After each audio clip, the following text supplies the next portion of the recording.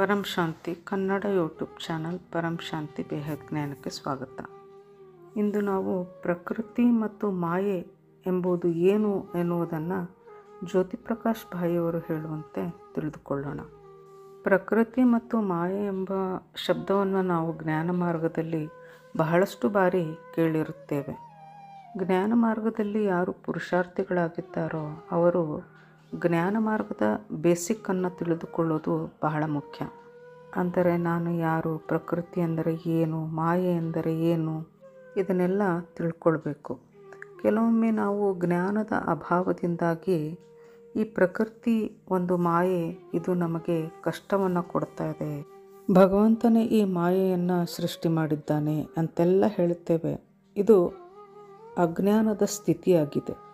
ಜ್ಞಾನಿಯಾದವನ ಬಾಯಲ್ಲಿ ಈ ರೀತಿಯ ಮಾತುಗಳು ಬರಲೇಬಾರದು.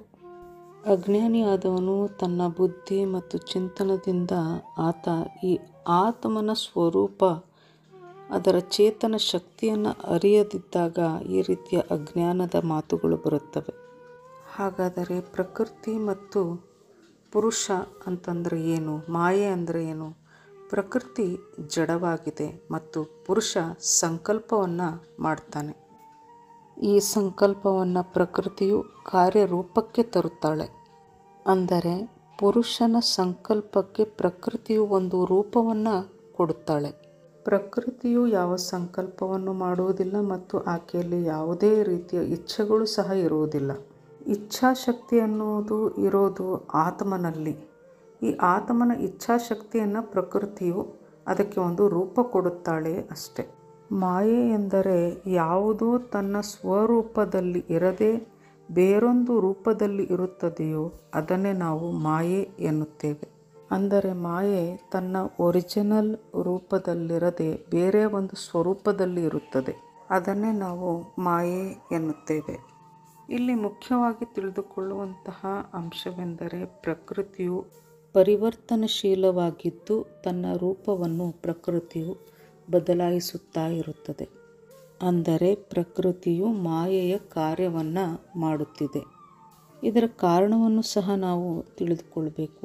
ಏಕೆ ಈ ಪ್ರಕೃತಿಯು ಪ್ರತಿ ಗಳಿಗೆಯೂ ತನ್ನ ರೂಪವನ್ನು ಬದಲಾಯಿಸುತ್ತಾ ಇರುತ್ತದೆ ಎಂಬುದಕ್ಕೆ ಕಾರಣ ಏನು?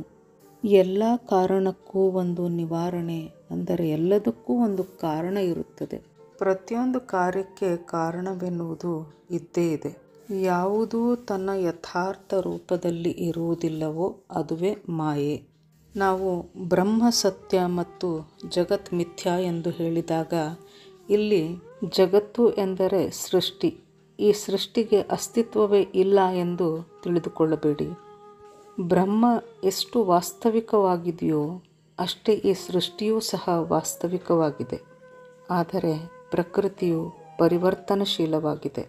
ಅಹಂ ಬ್ರಹ್ಮಾಸ್ಮಿ, ಅಹಂ ಬ್ರಹ್ಮಾಸ್ಮಿ ಎಂದು ಸಾಧಕನಾದವನು ಅದೆಷ್ಟೇ ಬಾರಿ ಸಾಧನೆಯನ್ನು ಮಾಡಿರಲಿ, ಶರೀರಕ್ಕೆ ಕಷ್ಟ ಬಂದಾಗ ಅವನು ತಳಮಳಗೊಳ್ಳುತ್ತಾನೆ, ಅವನು ಅಸ್ಥಿರನಾಗಿ ಬಿಡುತ್ತಾನೆ. ಆತ್ಮ ಎಷ್ಟು ವಾಸ್ತವಿಕವಾಗಿದೆಯೋ ಶರೀರವೂ ಸಹ ಅಷ್ಟೇ ವಾಸ್ತವಿಕವಾಗಿದೆ.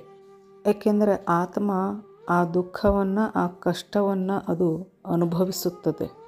ಶರೀರದ ಕಷ್ಟಗಳು, ಮನಸ್ಸಿನ ಸಂವೇದನೆಗಳನ್ನು ಆತ್ಮ ಅನುಭವಿಸುತ್ತಿರುತ್ತದೆ.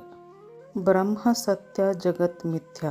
ಇಲ್ಲಿ ಮಾಯೆ ಮಿಥ್ಯೆಯಾಗಿದೆ. ಕಾರಣ ಅದು ತನ್ನ ಒರಿಜಿನಲ್ ಸ್ವರೂಪದಲ್ಲಿ ಇಲ್ಲದಿರುವುದು. ಅವ್ಯಕ್ತ ರೂಪದಲ್ಲಿದ್ದಂತಹ ಪ್ರಕೃತಿ ವ್ಯಕ್ತ ರೂಪಕ್ಕೆ ಬಂದಿರುತ್ತದೆ. ಬ್ರಹ್ಮಚೇತನ ಎಷ್ಟು ಸತ್ಯವಾಗಿದೆಯೋ ಅಷ್ಟೇ ಮಾಯೆಯು ತನ್ನ ಅಸ್ತಿತ್ವದಲ್ಲಿರುತ್ತದೆ. ಹೀಗಾಗಿ ಪ್ರಕೃತಿಯು ಮಾಯೆಯ ರೂಪದಲ್ಲಿ ಪ್ರಕಟವಾಗಿದೆ. ಪ್ರಕೃತಿ ಪುರುಷನ ಅಭಿನ್ನ ಅಂಗವಾಗಿದೆ. ಹೀಗಾಗಿ ನಮ್ಮ ಸನಾತನ ಧರ್ಮದಲ್ಲಿ ಸರ್ವ ಖಲ್ವಿದಂ ಬ್ರಹ್ಮ, ಅಂದರೆ ಪ್ರತಿಯೊಂದು ಬ್ರಹ್ಮನಿಂದಲೇ ಉತ್ಪತ್ತಿಯಾಗಿದೆ ಎಂದು ಹೇಳಲಾಗಿದೆ. ಹಾಗೆ ನೋಡಿದರೆ ಪ್ರಕೃತಿಯು ಜಡವಾಗಿದ್ದು ಅದಕ್ಕೆ ಯಾವ ಇಚ್ಛಾಶಕ್ತಿಯೂ ಇರುವುದಿಲ್ಲ. ಹಾಗಿದ್ದಾಗ ಇದು ಹೇಗೆ ಮಾಯೆ ಎಂದು ಕರೆಯಲಿಕ್ಕೆ ಸಾಧ್ಯ? ಪುರುಷನ ಸಂಕಲ್ಪದಿಂದಾಗಿ ಪ್ರಕೃತಿಯು ಪರಿವರ್ತನೆಗೊಳ್ಳುತ್ತಿದೆ. ಅಂದರೆ ಚೇತನ ಪುರುಷನಾದಂತಹ ಆತ್ಮ ಭೋಗದ ಆವೇಶಕ್ಕೆ ಬಂದು ಸಂಕಲ್ಪವನ್ನು ಮಾಡಿದಾಗ, ಅಂದರೆ ಅಜ್ಞಾನದ ಸ್ಥಿತಿಯಲ್ಲಿ ಸಂಕಲ್ಪವನ್ನು ಮಾಡಿದಾಗ, ಆತ್ಮನ ಇಚ್ಛೆಗೆ ಅಂದರೆ ಸಂಕಲ್ಪಕ್ಕೆ ಪ್ರಕೃತಿಯು ರೂಪವನ್ನು ಕೊಡಲಿಕ್ಕಾಗಿ ಪರಿವರ್ತನೆಯನ್ನು ಹೊಂದುತ್ತಿರುತ್ತಾಳೆ. ಪ್ರಕೃತಿಯು ತನ್ನ ಮೂಲ ರೂಪದಲ್ಲಿ ಇಂದು ಇಲ್ಲ. ಅದಕ್ಕೆ ಕಾರಣ ಪುರುಷನ ಅಜ್ಞಾನ, ಆತನ ಇಚ್ಛಾಶಕ್ತಿ. ಪುರುಷನು ಅಜ್ಞಾನದಲ್ಲಿ ಬಂದು ಸಂಕಲ್ಪವನ್ನು ಮಾಡಿರುವ ಕಾರಣದಿಂದ ಪ್ರಕೃತಿಯು ಅದಕ್ಕೆ ರೂಪ ಕೊಡಲಿಕ್ಕಾಗಿ ತನ್ನ ಪರಿವರ್ತನೆಯನ್ನು ಮಾಡಿಕೊಳ್ಳುತ್ತಾಳೆ. ಚೇತನ ಪುರುಷನ ಅಜ್ಞಾನವೇ ಮಾಯೆಯಾಗಿದೆ. ಪುರುಷನು ಜ್ಞಾನದಿಂದ ಈ ಪ್ರಕೃತಿಯ ರೂಪವನ್ನು ಅರಿತಾಗ ಮಾಯೆಯು ತನ್ನಿಂದ ತಾನೇ ಸರಿದು ಹೋಗುತ್ತದೆ. ಆಗ ಪ್ರಕೃತಿಯ ಮೂಲ ರೂಪ ಅಂದರೆ ಪ್ರಕಾಶ ಸ್ವರೂಪ ಪ್ರಕಟವಾಗುತ್ತದೆ. ಪ್ರಕೃತಿಯ ಮೂಲ ಸ್ವರೂಪ ಪ್ರಕಾಶಮಯವಾಗಿದೆ. ಮಾಯೆಯ ಪರದೆಯು ದೂರ ಸರಿದಾಗ ಪ್ರಕೃತಿಯು ಪ್ರಕಾಶ ರೂಪದಲ್ಲಿ ಪ್ರಕಟವಾಗುತ್ತದೆ. ಆ ಒಂದು ಸ್ಥಿತಿಯಲ್ಲಿ ಪುರುಷ ಮತ್ತು ಪ್ರಕೃತಿ ಒಂದೇ ಆಗಿದ್ದಾರೆ ಎನ್ನುವಂತಹ ಸತ್ಯ ಆತ್ಮಕ್ಕೆ ತಿಳಿದು ಬರುತ್ತದೆ. ಅಜ್ಞಾನದ ಕಾರಣದಿಂದಾಗಿ ಪುರುಷನಿಂದ ಪ್ರಕೃತಿಯು ದೂರವಾಗಿದ್ದಳು ಎಂಬ ಸತ್ಯ ಅರಿವಿಗೆ ಬರುತ್ತದೆ. ಕೇವಲ ಈ ಸತ್ಯವನ್ನು ತಿಳಿದುಕೊಂಡರಷ್ಟೇ ಸಾಲದು. ಇದನ್ನು ಅಂತಃಕರಣದಲ್ಲಿ, ಅಂದರೆ ಪ್ರಕೃತಿಯ ಪ್ರಕಾಶ ಸ್ವರೂಪವನ್ನು ಅಂತಃಕರಣದಲ್ಲಿ ನೋಡಬೇಕು.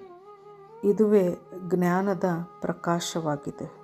ಆಗ ಮಾತ್ರ ಪುರುಷ ಮಾಯೆಯಿಂದ ಸಂಪೂರ್ಣವಾಗಿ ದೂರವಾಗಬಲ್ಲದು. ಈ ಸ್ಥಿತಿಯನ್ನು ಲೈಟ್ ಮೈಟ್ನ ಸ್ಥಿತಿ ಅಥವಾ ಬೀಜರೂಪದ ಸ್ಥಿತಿ ಎನ್ನುತ್ತೇವೆ.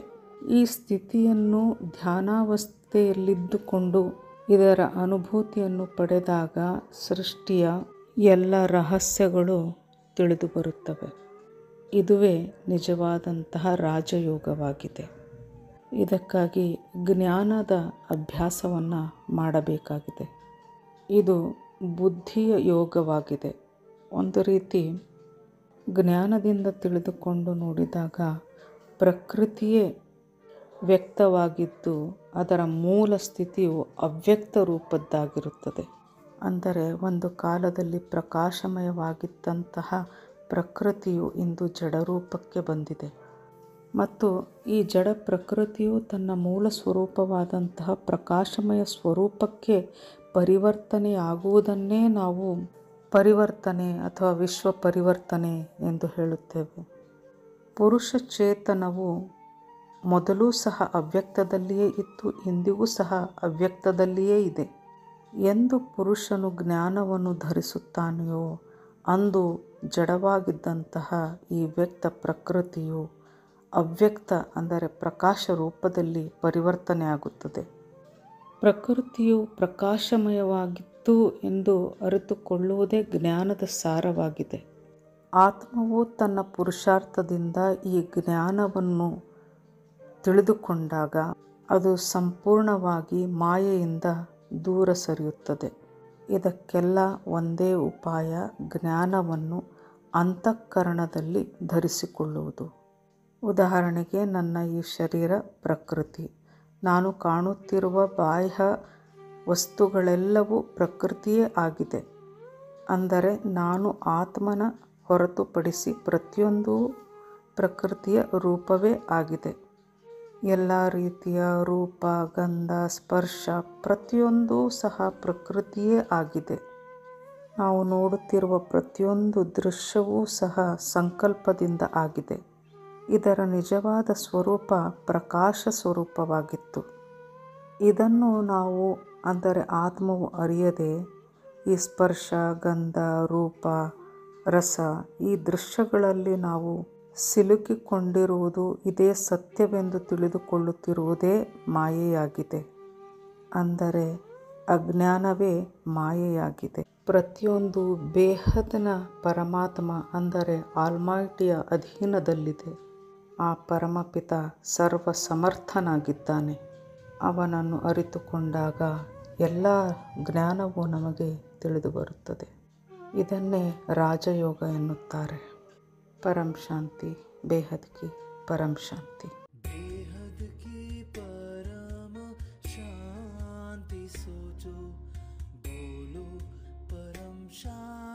Join us daily for our morning live meditation, Monday to Saturday, 5:30 to 6:30 a.m. Join us daily for live meditation, 10 p.m. to 11 p.m. on YouTube Live. Subscribe now. Website www.paramshanti.org. Email us anand@paramshanti.org. Like, share, subscribe. Join today.